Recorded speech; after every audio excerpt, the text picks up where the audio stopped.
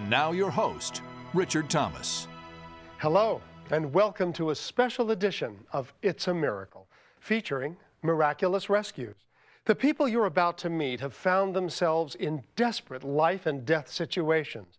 But if it weren't for some truly amazing events and a little divine intervention, it might not have been life and death, but just a deadly situation.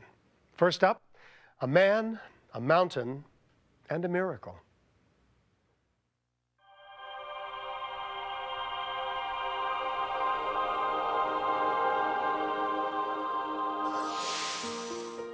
"53-year-old Mark Chase has always been an avid mountain climber.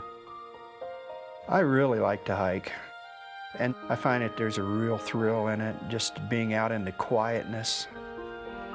And so, in July of 2000, Mark set out to conquer Torrey's Peak in central Colorado. Great day to go hiking. This climb was going to be the most aggressive climb I'd done all year, and I was really looking forward to it. But Mark's wife, Kathleen, did not share his enthusiasm. I just didn't feel right about it because Mark was going by himself, and that was not Mark's norm. And he assured me that there would be 100 people on the trail, but I just didn't feel good about it. As Mark geared up for the 14,000-foot climb, he threw his cell phone into his pack, something he'd never done before. It's just dead weight because they don't work in the backcountry. I thought, well, I don't want somebody to steal it or for it to disappear. After registering the time, date, and planned route, Mark set off for the summit. And I started out over the main trail, and as soon as I got to the top, the huge mountains of grays and Torreys came into view with little sprinkles of snow on them still. It was just awesome. My heart just raced. I'm going, oh man, this is such a beautiful day to be here. Could not be better. But as Mark headed up the trail, he suddenly decided to take a different route. And I saw in the middle of the mountain a steep band of snow. That's a little bit more aggressive, but I think I can make that. And I carefully examined my maps one more time, took a deep breath and went, well, big boy, that's the route you're going to take, and put my backpack on and headed out. The thought never crossed my mind that no one knows where you're at. Mark's decision to change trails was about to put him in a very dangerous situation. At about 13,800 feet, I ran into an obstruction in my route. I had to make a choice. I had to either down climb and go around it or move out into the snow over to my left.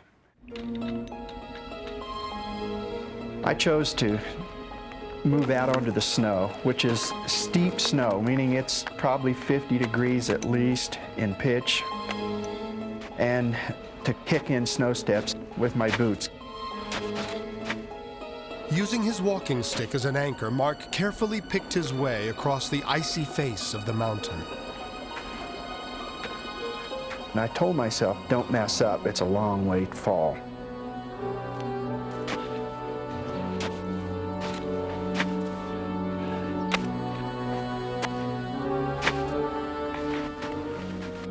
And the last thing I remember is that sound that metal makes sliding against ice. And I began to fall down the mountain.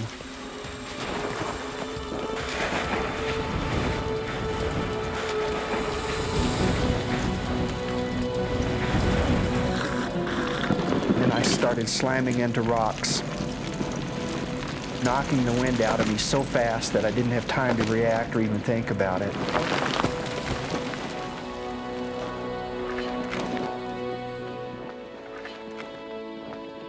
The fall of nearly 300 feet had left Mark badly injured.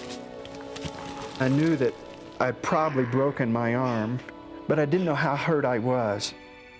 But every time I tried to move, my right side was just really in pain. It's the most pain I've ever experienced in my life. And that's when I found that my right leg was missing. It was behind me. I just couldn't get my leg to come around to the front.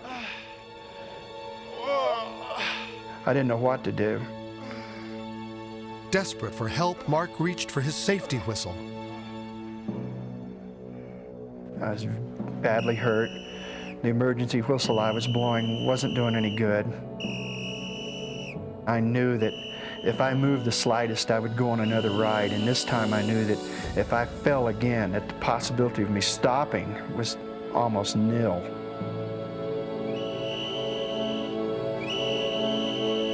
I was scared because now the reality was setting in that no one knew where I was at. I truly was all alone. There are times in people's lives when you really need a miracle. This is one of those times when I really needed a miracle.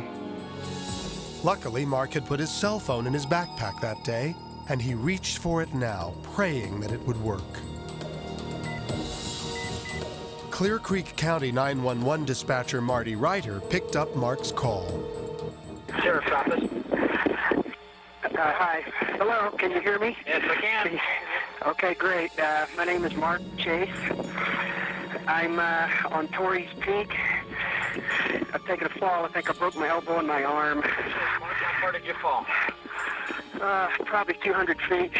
I got very concerned when I found out how far he fell. Consciousness or anything?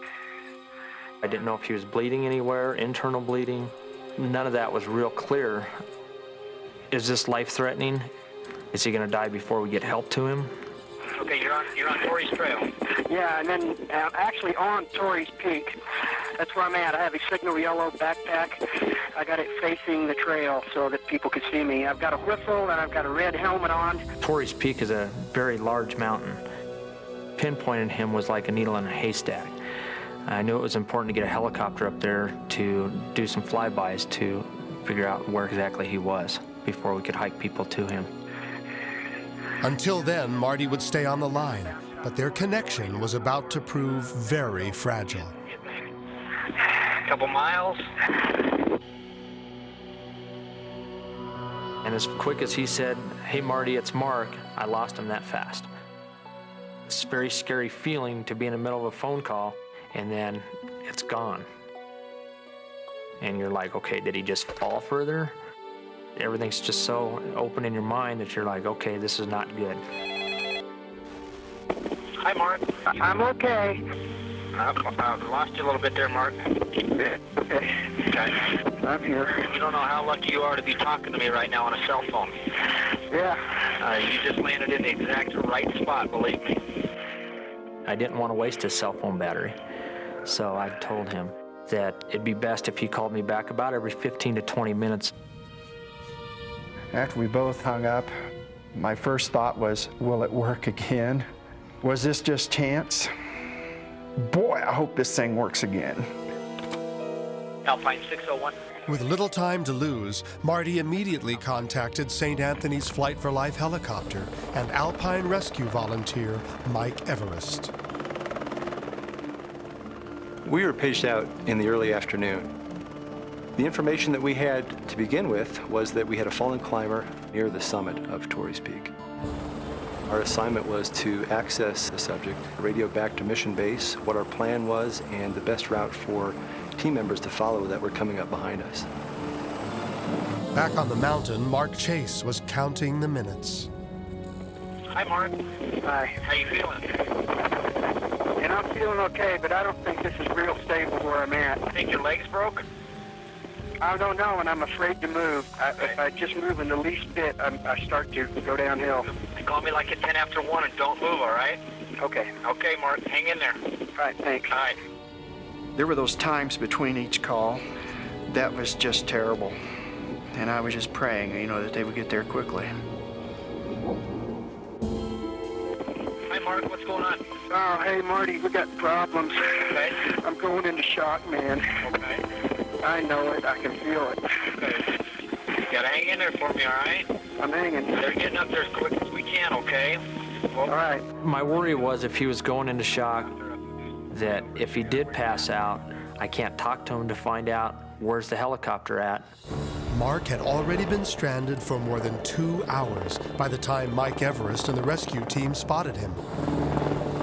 We took a look at the summit with the helicopter pilot, but once we got up there, we found some turbulence and winds were gusty, and I remember the pilot saying that this is no good. Mark watched anxiously as the helicopter flew by and landed below his position. I thought, just from what I could figure out, that what they've got to do is speed climb up to me. And boy, that was going to take at least 2 hours for them to do that as fast as they could climb. All Mark could do was hang on and wait. Sheriff's office. Marty. Mark, how you doing, buddy? Oh, man. I can't feel my right leg anymore. You gotta think clear for me, all right? We got a whole bunch of people coming up. Oh, man. Get out of there as quick as they can. The weather was turning worse. The sun was going down. Once the sun drops behind these mountains at 14,000 feet, it gets very cold very quick. Oh, God. What's going on, Mark? I'm just sitting still. He had told me that he wasn't going to make it, and that's the first time that I thought, well, maybe he's not. And that wasn't an option for me. I wasn't going to accept him dying up there. How old are you, Mark? 52. 52? Yeah. You got kids? Yeah. Wife? Yeah. My objective was to get his mind off of the accident and where he was at. And then towards the end, he had said, call my wife. There are times in your life when you're alone, and then there's times when you're really alone, and this is one of those times. That's a time when I prayed. I really in my heart wanted one more time just to tell my wife I love her. And in a very quiet time, the same thing with each one of my kids and each one of my grandkids.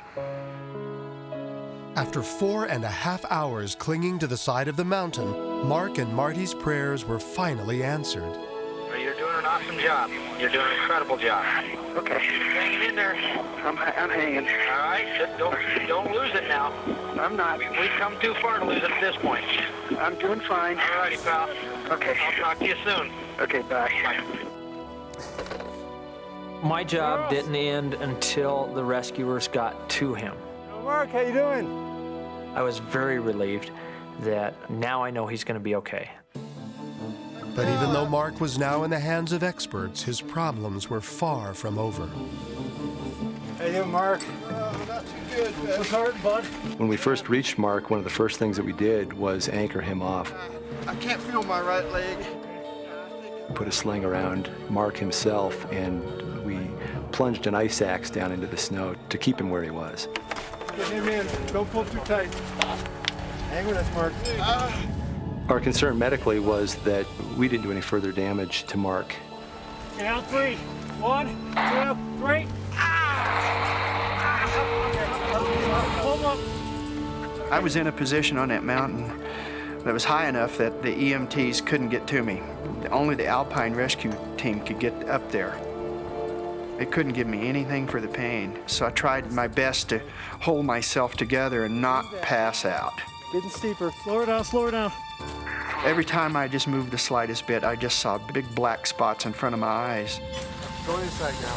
After nearly 5 hours on the mountain, Mark was finally on his way to the hospital. Good luck. Okay, good job, good job. I had a broken right arm, deep tissue damage to my whole right side, and my back was broken in 4 places. You're gonna be okay. Okay.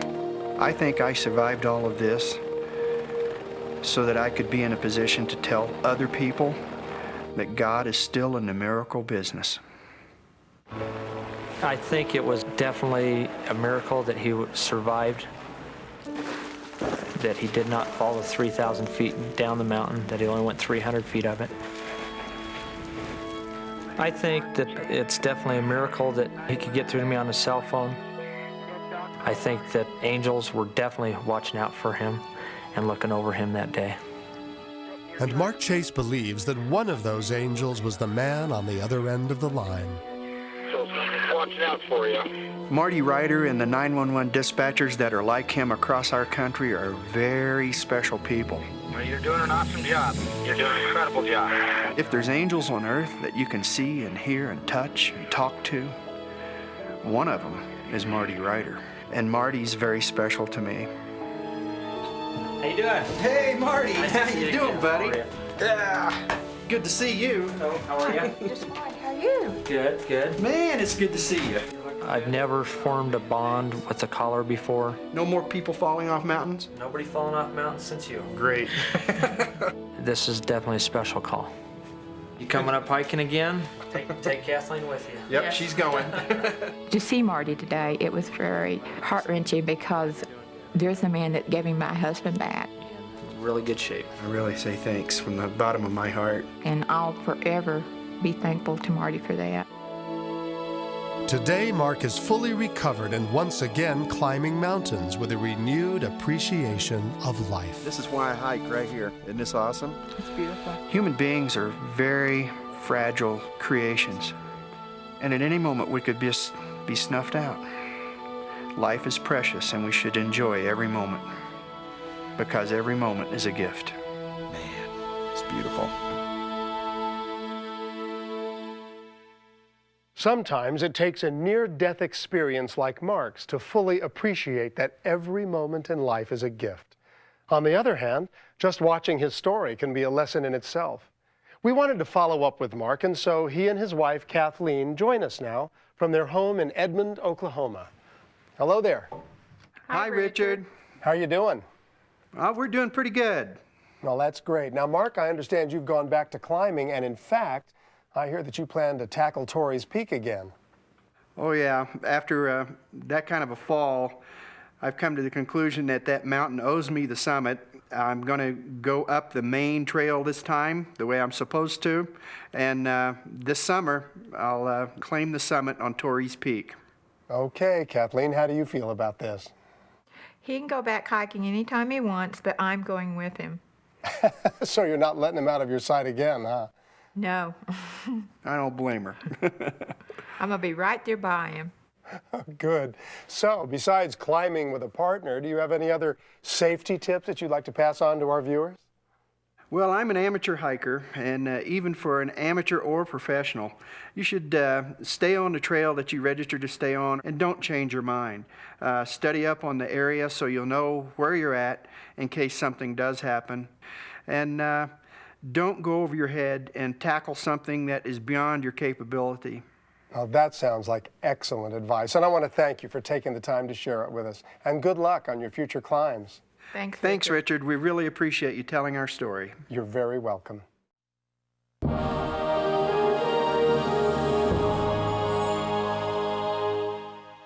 Icy conditions and bitter cold also play an important part in our next story, but this time the victim is a child, a 3-year-old boy with a very special angel on his shoulder.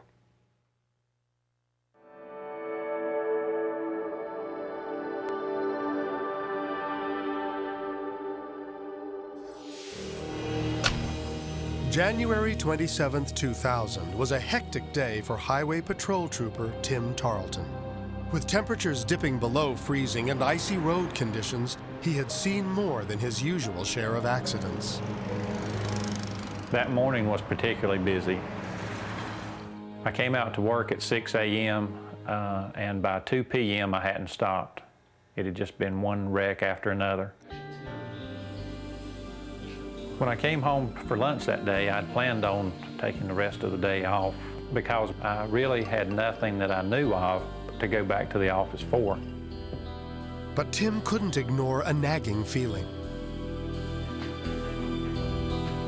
And for some reason, I just felt like I needed to run back up to the office just to check and see if anything else had come in, anything else was waiting on me. So I left home for that reason, just to go and check. Just as I sat down in the car, I heard the sheriff's office give a call.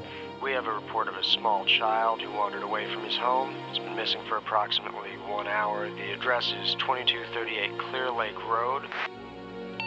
I rarely take a call directly from the Sheriff's Department, but the location the Sheriff's Office gave was only a mile or so from my location.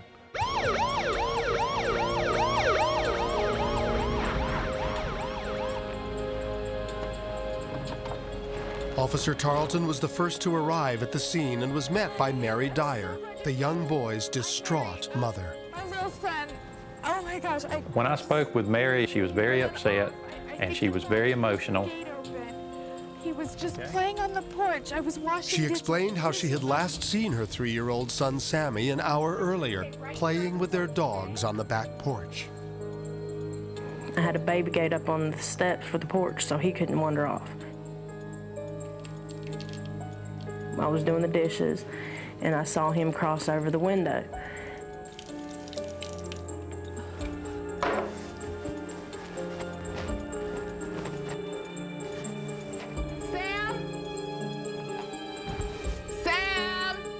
And I went out on the porch to tell him to come back. Sam! And he wasn't out there. I thought, well, he just wandered out behind the home and I'll just check out back. Looked in the back, didn't hear him, didn't see him. Samuel Tyler! I was horrified. It was the scariest thing I've ever been through. Oh, Shauna, Matt, have you seen... As she became more anxious, Mary enlisted the help of some neighbors. Sam! I took off into the woods because I just had this feeling to go up towards the left. And I called up there and walked around for about 30 minutes. But after finding no sign of her son, Mary turned to the Alexander County Sheriff's Department for help. Because of the freezing weather, time was of the essence for the rescue team, led by Deputy Sheriff Hayden Bentley. It was very cold that day. The wind was blowing, snow on the ground, and that was the major concern at that time for the child. Depending on how they're dressed, a 3-year-old would not last long without, I believe, receiving major injuries from the cold. The sheriff's team immediately brought in a trained bloodhound. Anytime that we have an area that we're going to use a bloodhound in, what we try to do is cordon off the area and make sure that nobody goes in until the dog handler gets there. The bloodhound is taken to where the person that you're looking for was last seen. And then the bloodhound will distinguish between the scents. As long as you don't contaminate the area too much with different scents. With the search well underway, Officer Tarlton decided to return to headquarters. Our office is located on Highway 90. And 99 times out of 100, I take Highway 90. This time, I elected to take Highway 64. The two highways run parallel. It, could just as easily have taken one as the other. I had driven what I thought was about a mile, and off on the shoulder, I spotted a van that had pulled over, and I pulled in behind it to see what the problem was. Hello? Have a problem? She had thought she had run out of gas. Actually, her van was equipped with dual tanks, and it was just a matter of flipping a switch. That whole process might have taken less than a minute. And then, as he was walking back to his patrol car, something caught his eye. Just as I turned around, these dogs ran out of the woods, stayed on the shoulder of the road for just a few seconds. Then they turned and ran back into the woods. And I remember that the boy was on the back porch playing with his dogs. I just took off running behind the dogs, trying to catch up with them. I remember thinking, as I ran through the woods, it was just a 1 in a million chance that this is going to work out.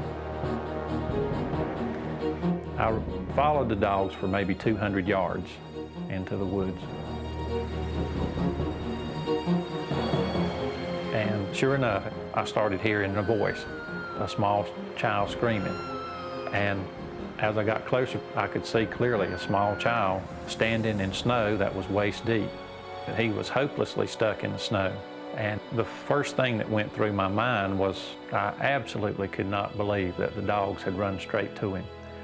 And when I pulled him out of the snow, the elation went just like that.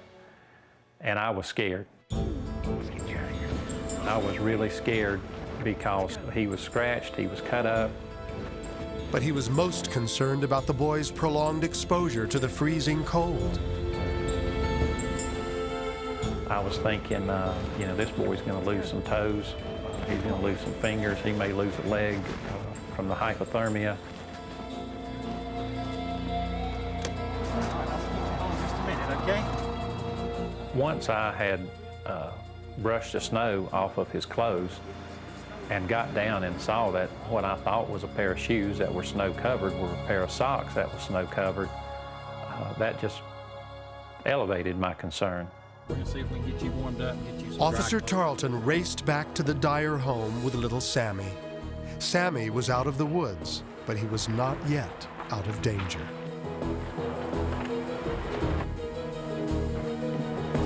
Tommy, he was stuck in snow up to about right here, and he's got no shoes on. Sammy! I don't know how long he's been without Let me hold my shoes. baby. Let me hold him. I was very alarmed when I first saw him. Mary, just give him a chance. They'll take care of him.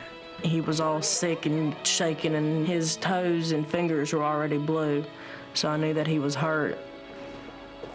He could have died. I don't want to say it, you know, I don't want to say it, but yeah, he could have died. I remember at that point I had mixed emotions.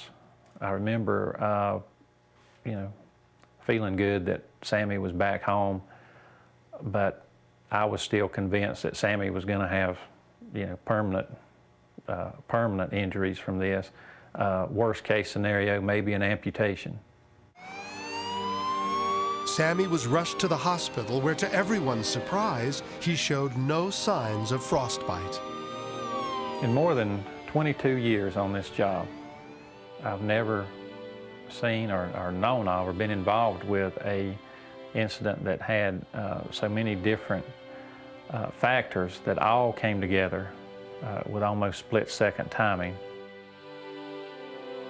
From the feeling that I had leaving my home that I just needed to go back to the office, to the getting into my patrol car and hearing a call the second I got in.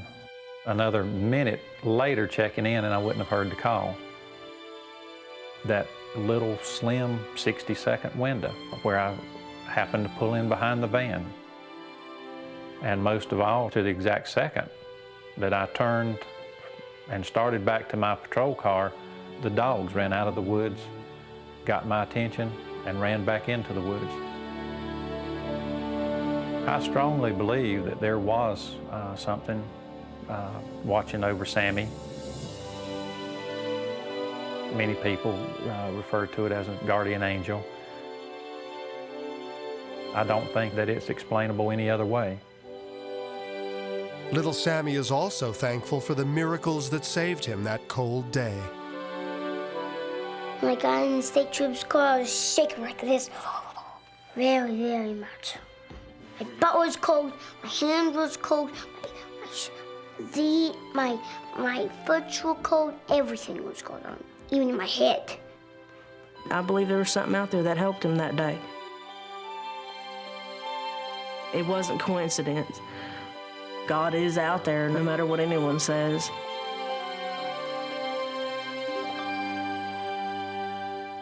Sammy Dyer is one lucky little fellow. He's also quite a character for his age, and we thought it would be fun to talk with him a little bit more about his experience. So he and his mother join us now from their home in Connolly Springs, North Carolina. Hello there, and welcome to the show.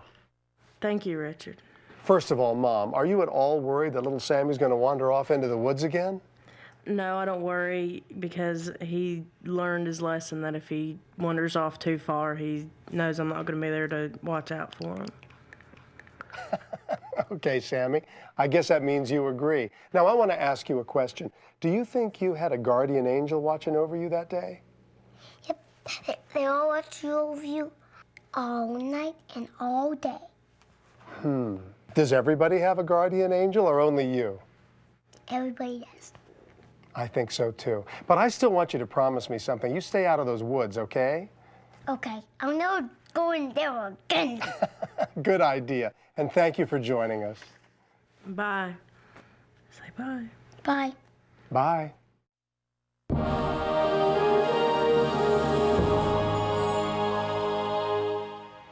Our final miraculous rescue is a testament to the power of human kindness and the courage and determination of a group of individuals faced with a life at risk.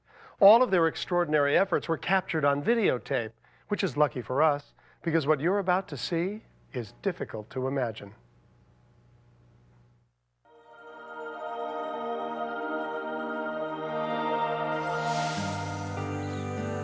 Brookhaven is a 200-acre resort located in East Tennessee near the Smoky Mountains in what is known as horse country. The horses are a very integral part of our concept here. It's the way East Tennessee used to be many, many, many years ago when times were simple and values were honest and the welcome came straight from the heart. The horses were pastured near one of the property's most idyllic ponds, but one spring day, while it was being drained to treat the algae, disaster struck. The day was February 17th, and it was just chance that I happened to wander by and find him in the pond. He was definitely stuck. The horse was a 2,000-pound Belgian named Benny, and it appeared that he had been struggling for a long period of time before rescuers arrived on the scene. There was little water in the pond, mostly mud and silt that had washed down from the banks, and it was thick and deep. He's about the smartest horse, gentlest horse I know. He's a sweetie. He would lay there for a minute and all of a sudden he would come jerking up, you know, like he just didn't have no more breath in him. I just didn't know what to do. I didn't want to sit there and see him die, so I went out there to him. You got it? Oh, man. I held his head up for at least and seemed like an hour, hour and a half. Laying on his side was very detrimental to him because everything he inhaled is going to run into one lung and it's going to produce a severe pneumonia on that particular side. And it was out almost in the middle of the pond, so it was a long ways from the bank. And it didn't look very favorable for Benny. There was concern on my part that we wouldn't be able to get him out. It seemed to be a hopeless situation.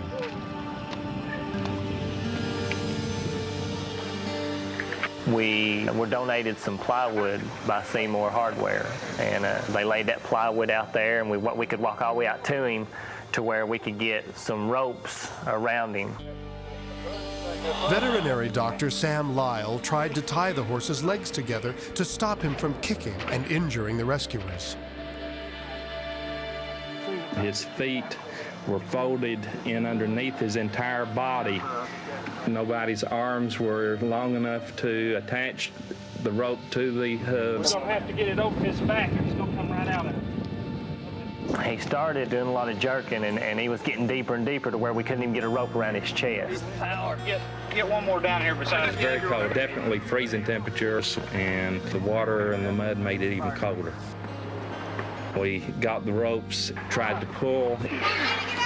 The method that they were approaching it was not going to get the horse out.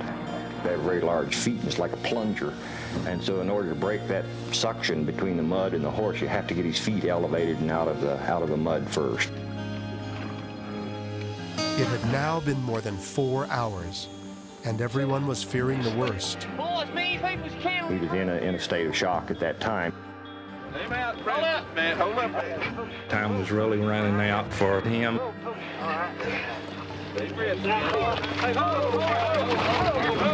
Fortunately, Benny sort of did a fish-like movement with his rear legs. We asked people to pitch in and grab the ropes. It didn't really matter what their manner of dress was, male or female, young or old. They grabbed it and just started tugging away. Keep going. Keep going.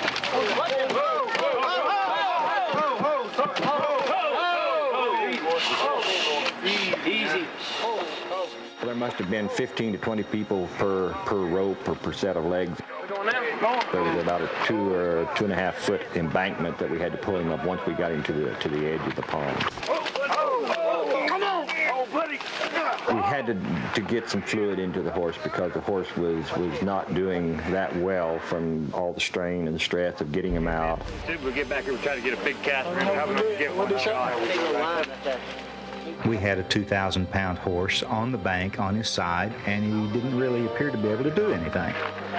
We simply gave him time to rest for a period of time, and he was quite content to do so.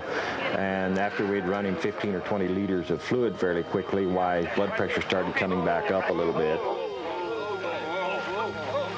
There was considerable concern that he was just too weak, that he would not be able to stand up.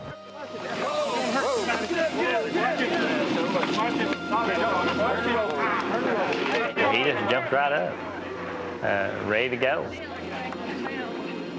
And moments later, the rescue team walked Benny back to the road.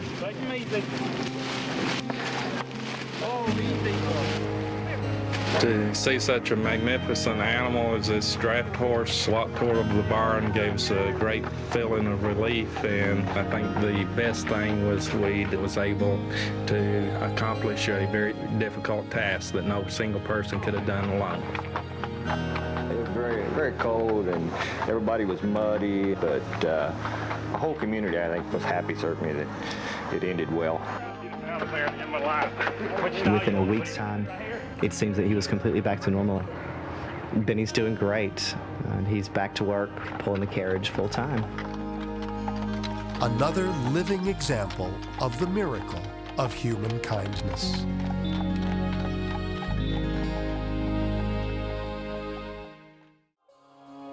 Well, that's our show for now. Thank you for joining us, and a special thanks to all the people who shared their remarkable stories tonight on It's a Miracle. It's our hope that whenever you need one, you'll find a miracle in your life too. Until next time, I'm Richard Thomas. Goodbye.